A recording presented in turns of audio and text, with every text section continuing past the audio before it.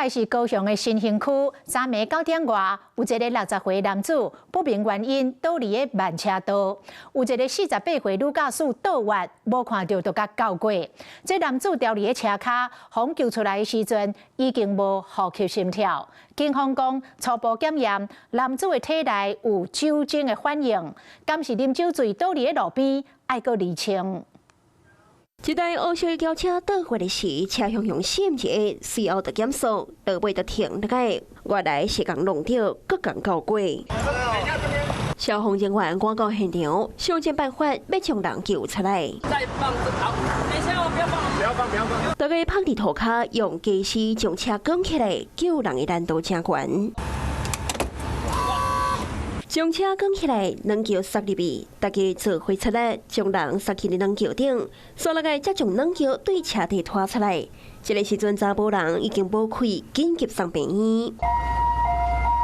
代志发生伫昨暝9点20，高雄市新兴区中山甲北德路口，赛车女驾驶讲，当时无看到有人倒伫车道。我就左转灯亮了，我就左转。对。